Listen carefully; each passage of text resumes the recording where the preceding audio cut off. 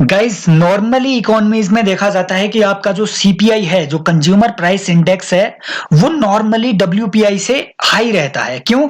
क्योंकि होलसेल में आपकी जो प्राइसेस है वो नॉर्मली आपको कम देखने को मिलेंगे। मतलब जो चीज आप फैक्ट्री में जाके खरीदोगे वो सस्ती पड़ेगी एज कंपेयर टू आपका जो आप मार्केट में जाके खरीदोगे। सीपीआई आपका मार्केट बेस्ड इंडेक्स है, डब्ल्यूपीआई आपका होलसेल बेस्ड इंडेक्स है। इसलिए नॉर्मली होना यह चाहिए कि डब्ल्यूपीआई का इन्फ्लेशन सीपीआई के इन्फ्लेशन से कम होना चाहिए।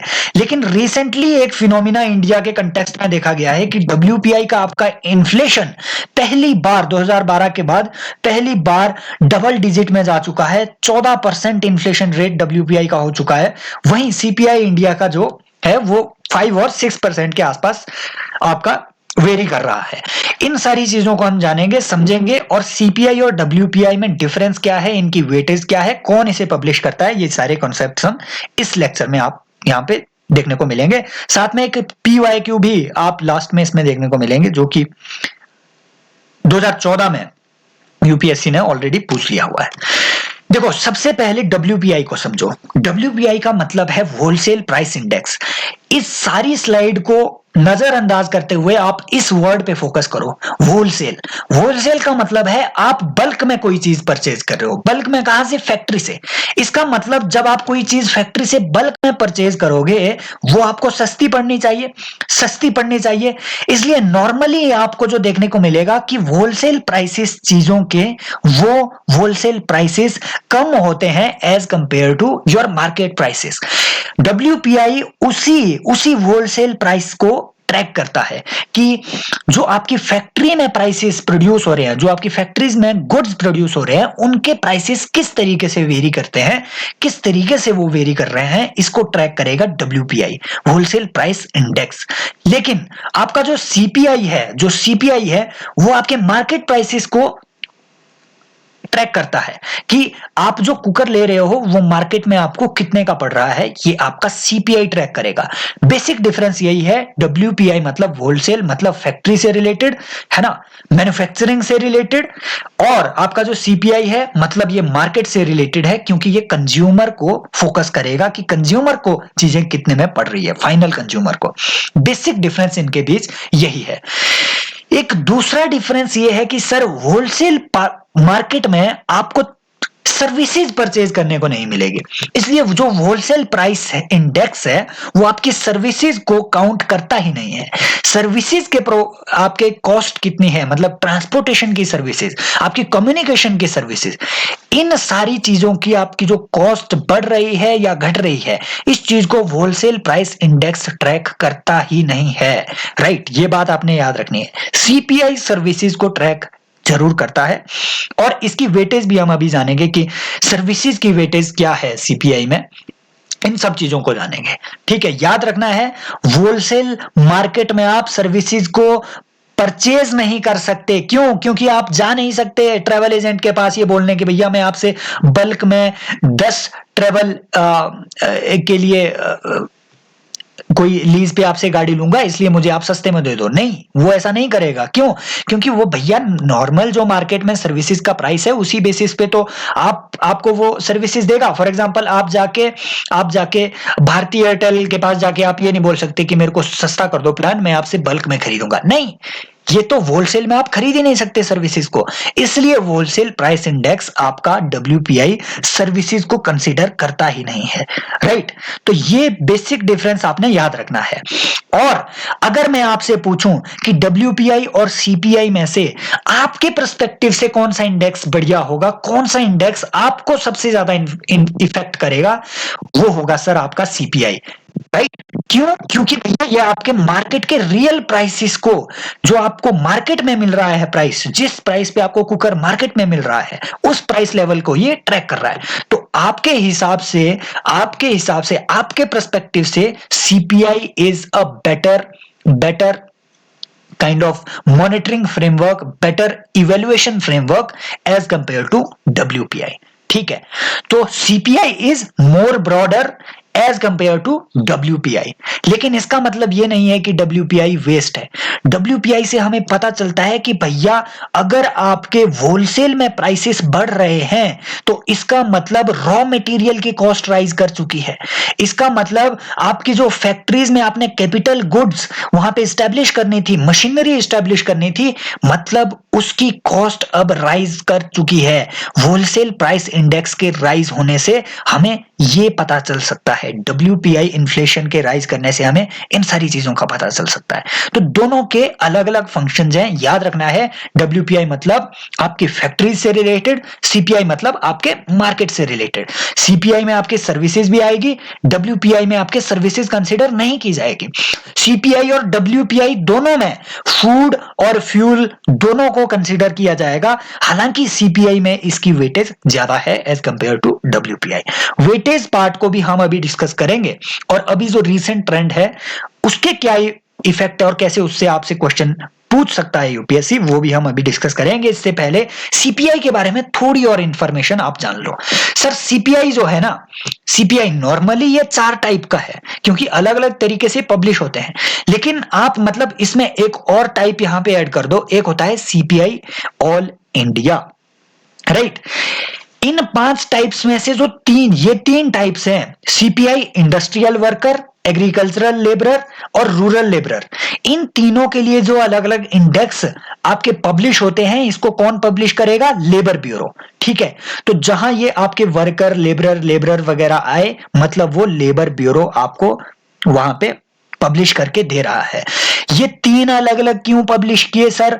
क्योंकि परचेजिंग पावर कैपेसिटी अलग है इंडस्ट्रियल वर्कर की। जो इंडस्ट्रियल वर्कर अफोर्ड कर सकता है वो एग्रीकल्चरल लेबरर अफोर्ड नहीं कर सकता है, वो रूरल लेबरर अफोर्ड नहीं कर सकता है। इसलिए इन तीनों के पर्सपेक्टिव से चीजों को अलग अलग तरीके से देखना, और इन तीनों को आपके जो मार्केट प्राइसेस है वो कैसे इफेक्ट करेंगे, वो तो अलग अलग इफेक्ट करेंगे। जो इफेक्ट एग्रीकल्चरल लेबरर पे रेफ्रिजरेटर के प्राइसेस राइज करने का होगा वो इंडस्ट्रियल वर्कर पे नहीं होगा, ठीक है, क्योंकि industrial worker normally they earn more. तो ऐसी जो सस्ती चीजें हैं उनका उन पे उतना ज्यादा इफेक्ट नहीं होगा, राइट। तो इसलिए सॉरी, मैंने ये रेफ्रिजरेटर का एग्जांपल गलत ले लिया, ये उल्टा बोल दिया मैंने, राइट। ये एग्रीकल्चरल लेबरर पे इसका ज्यादा इफेक्ट पड़ेगा as compare to industrial worker, क्योंकि दे कैन अफोर्ड इट। 11,000 12,000 का refrigerator industrial worker can normally afford it, लेकिन एग्रीकल्चरल लेबरर के पर्सपेक्टिव से तो वो महंगा हो गया ना। तो इनके अलग अलग कैपेसिटी की वजह से इनके लिए अलग अलग आपको CPI इन्फ्लेशन वहां पे देखने को मिलेंगे। CPI के जो अलग अलग इंडेक्स है ये अलग अलग करके सेग्रीगेटेड वेज में आपको पब्लिश किए जाते हैं। कौन पब्लिश करता है? Labour bureau, which falls under the ministry of labour and employment, ठीक है। लेकिन ये जो चौथा है ना सर, ये जो फोर्थ है कि रूरल अर्बन, इन दोनों वर्कर्स के लिए एक कंबाइंड CPI भी रिलीज किया जाता है, उसे NSO जारी करता है। वो आपको पता है कि मिनिस्ट्री ऑफ स्टैटिस्टिक्स मॉस्पी के अंडर ये NSO आपका फॉल करता है। एक और 5th CPI होता है सर, वो CPI ऑल इंडिया होगा। वो ऑल इंडिया का CPI होगा और उसमें इन सारे लोगों को, मतलब देश के सभी लोगों को नॉर्मल बेसिस पे, मतलब नॉर्मली सभी के लिए वो पब्लिश किया जाता है, और नॉर्मली एक पर्सपेक्टिव देने की कोशिश की जाती है कि अगर प्राइस लेवल राइज कर रहे हैं तो ऑल इंडिया में उसका एक कॉमन सा इफेक्ट क्या होगा। तो उस ऑल इंडिया का CPI को भी आपका NSO ही पब्लिश करता है। ये सारी बातें आपने याद रखनी है। CPI के बारे में ये बात आपने याद रखनी है कि जो ऑल इंडिया का आपका CPI है वो NSO पब्लिश करेगा, साथ में जो आपका रूरल अर्बन कंबाइंड है वो NSO पब्लिश करेगा, बाकी सारे लेबर ब्यूरो आपके पब्लिश करेंगे। एक और बात आपने सर याद रखनी है कि जो मॉनेटरी पॉलिसी कमेटी जो इन्फ्लेशन टारगेटिंग करती है वो इसी CPI डेटा के बेसिस पे करती है। ये मॉनेटरी पॉलिसी का इन्फ्लेशन टारगेटिंग 2014 में शुरू हुआ था। याद रखना है, उर्जित पटेल कमेटी नाम की एक कमेटी गठित की गई जिसने कहा कि एक ऐसी मॉनेटरी पॉलिसी कमेटी, आप मॉनेटरी पॉलिसी रेगुलेटरी फ्रेमवर्क आप डेवलप करो जो कि आपके इन्फ्लेशन को टारगेट करेगा, ठीक है। तो ये सारी बातें आपने इसके बारे में याद रखनी है। अब उस नई न्यूज का इफेक्ट क्या पड़ेगा, मतलब अगर आपका WPI राइज कर रहा है तो इसके इंप्लीकेशंस क्या क्या हैं या किस तरीके से हम इसे इंटरप्रेट कर सकते हैं, उसको जानने से पहले आप ये समझ लो कि WPI और CPI में वेटेज कितनी कितनी है चीजों की। ये जानना जरूरी है ताकि आपको क्लैरिटी हो जाए कि WPI इतना राइज क्यों कर गया, राइट। और इस पे कॉन्सेप्चुअल क्वेश्चन बन सकता है कि इसके मतलब क्या है। फॉर एग्जांपल अगर वो आपसे बोले कि WPI इतना राइज कर रहा है, CPI के मुकाबले WPI इन्फ्लेशन बढ़ रहा है, इसको हम किस तरीके से इस डेटा को इंटरप्रेट कर सकते हैं, UPSC ऐसा क्वेश्चन पूछ सकता है। ओके, तो इसमें WPI का आप अगर वेटेज देखोगे तो जो आपकी प्राइमरी आर्टिकल्स है, प्राइमरी आर्टिकल्स मतलब आपके जो फूड एंड बेवरेजेस वगैरह हो गए, जो आप खाना पीना करते हैं, आपके जूते कपड़े मकान वगैरह, है ना, ये प्राइमरी आर्टिकल्स कितने में आपके यहाँ पे 22% जो वेटेज है ये प्राइमरी आर्टिकल्स की है। फ्यूल और पावर्स की आपकी 13% वेटेज है। तो कुल मिला के ये आपकी लगभग इसमें 36% के अराउंड आपकी फ्यूल और प्राइमरी आर्टिकल की वेटेज है। बाकी सारे मैन्युफैक्चर्ड प्रोडक्ट्स की इसमें वेटेज है। इसके कंपैरिजन में आप देखेंगे तो जो ये फूड, फ्यूल और पावर है, इसकी वेटेज CPI में 60% क्रॉस कर जाती है इन तीनों एलिमेंट्स की, और मैन्युफैक्चर्ड प्रोडक्ट्स की उतनी ज्यादा वेटेज आपकी CPI में आपको देखने को नहीं मिलेगी। इसका मतलब सर, जो आपके एक्सपर्ट्स बोल रहे थे कि इन्फ्लेशन इसलिए राइज कर रहा है क्योंकि फ्यूल के प्राइसेस राइज कर रहे हैं, पेट्रोल के प्राइसेस राइज कर रहे हैं, इसलिए आपका इन्फ्लेशन बढ़ रहा है, वो एक्सपर्ट गलत है। वो एक्सपर्ट्स गलत हैं। क्यों? क्योंकि भैया इनका देखो, इनका यहां पे वेटेज इन दोनों का, प्राइमरी आर्टिकल्स का मतलब फूड का, फ्यूल का, इन दोनों का वेटेज अगर आप यहां पे निकालोगे ये लगभग 36% ही आता है। CPI में तो ये वेटेज 60% तक चली जाती है। तो एक्सपर्ट्स ने क्रिटिसाइज उनको ऐसे किया कि भैया अगर फ्यूल की वजह से आपका इन्फ्लेशन इंक्रीज कर रहा है तब तो आपका CPI इन्फ्लेशन ज्यादा होना चाहिए as compare to WPI, right. तो इसके कुछ बाकी कारण क्या हो सकते हैं इस चीज के राइज करने के? सर एक सिंपल वजह यह है कि आपके जो सर्विसेज है वो WPI में आपके कंसीडर नहीं किए जाते हैं। तो नॉर्मली आप जब देखोगे आपके लॉकडाउन के बाद से सर्विसेज के प्राइसेस उतने ज्यादा नहीं बढ़े हैं, मतलब ट्रांसपोर्टेशन की कॉस्ट वगैरह अभी उतनी नहीं बढ़ी है, राइट। और आपकी जो कम्युनिकेशन की कॉस्ट है वो उतनी नहीं बढ़ी है एज कंपेयर टू आपकी जो बाकी फ्यूल वगैरह की कॉस्ट बढ़ी है, राइट। आपकी जो मैन्युफैक्चर्ड प्रोडक्ट्स है इनकी कॉस्ट काफी ज्यादा राइज कर गई है। क्यों? क्योंकि बॉटल नेक इन्फ्लेशन इंडिया में है, right.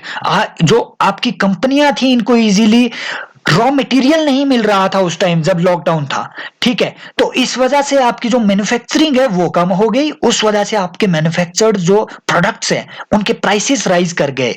These prices shot up more rapidly as compared to the prices of services।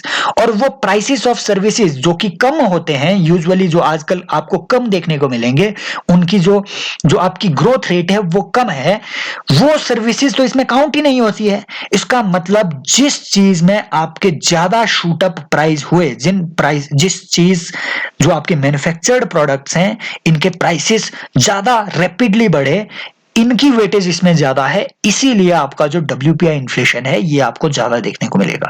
दूसरी वजह सर ये है कि इंडिया में रिसेंटली जो एक फिनोमिना देखने को मिला है कि आपकी जो कैपिटल गुड्स हैं वो काफी महंगी हो गई है। जो मशीनरी की कॉस्ट है ये महंगी हो गई है। India is a major importer of capital goods. India उतनी ज्यादा कैपिटल गुड्स प्रोड्यूस करता ही नहीं है। तो इंडिया जो इंपोर्ट कर रहा है कैपिटल गुड्स को, जो जिसे आप कह सकते हैं कि मशीनरी को जो इंडिया इंपोर्ट कर रहा है, उस मशीनरी की कॉस्ट काफी ज्यादा बढ़ गई है।